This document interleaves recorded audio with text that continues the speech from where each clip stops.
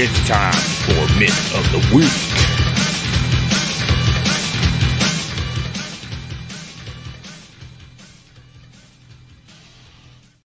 All right, before we get started, Daniel has an awesome comment. I'm pretty sure my previous employer was only profitable because of change orders, so I would 100% agree. I think I know which previous employer you're talking about. So we have a great Myth of the Week this week. This one comes from a lot of arguments that we've had online, and I really appreciate John Reitz bringing this myth to us this week. And like I say, in commercial occupancies, you're only permitted to install 13 receptacle outlets on a 20 amp circuit, 2020 NEC. So this one's really interesting. This actual myth, this statement is actually a true statement. Now, what we run into, and a lot of people wanted to jump on the false bandwagon. I'm not going to give people who said false like a instant wrong answer. What we ran into was you have a calculation that comes in for 180 volt amps per yoke, and when you do that math, it comes up to 19.5, and so that fits perfectly on a 20 amp circuit.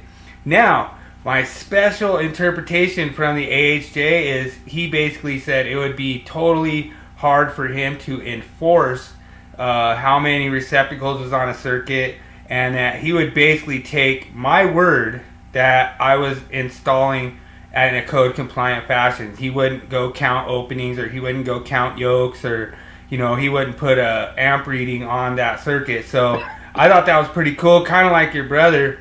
He just kind of trusted me and said, whatever I was telling him that I did, he'd be all right. He was like, if you did 14 or 15, he said it could be unlimited and he wouldn't enforce anything. But basically it comes down to what we did last week or a couple weeks ago, where we did that professional and skillful manner for the 2023. So basically, if you're able to do that calculation and you're able to put 13, I think it's a good practice. You know what I mean? Not necessarily that code. The National Electric Code, especially 2020, 2023, whichever one, gives us that guidance that 180 volt amps is gonna keep us under 20 amps. I think that's a good rule of thumb and a good general rule. Just that way, to agree with John Reitz, that way you're not, exceeding that branch circuit rating and going over 13, and at 180 volt amps as a good kind of like a starting point, or just something, a guideline, but as far as enforcement, the AHJ that I have on my site actually said he would not enforce any kind of receptacle count on a 20 amp circuit. Yeah. Well, I like the way you worded the question, because you didn't say in residential or commercial. You kept it at commercial. And I put 3 calculations here for you to look at, because if you're in a dwelling unit, we actually, this comes from chapter 11 in our design book. We've had this in there for a long time. We even put the sections here for you to look at and everything.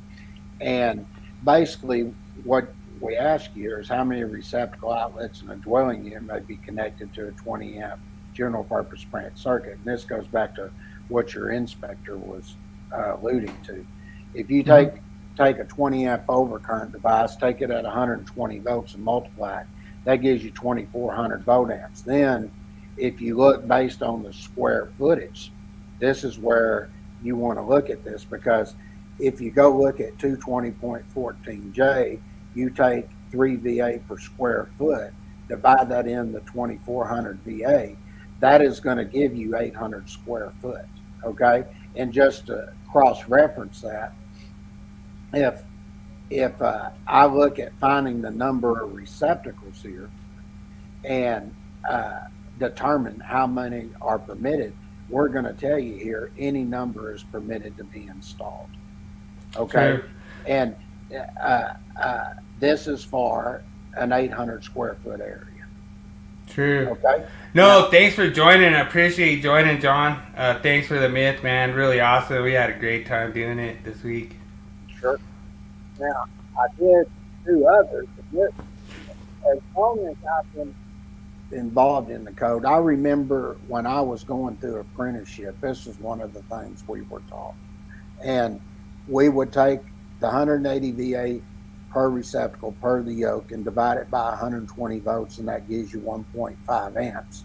And then if I had a 15 amp overcurrent device, I'd divide that 15 amp overcurrent device by 1.5, and they would take and limit you to put 10, but they would usually do that in a commercial installation.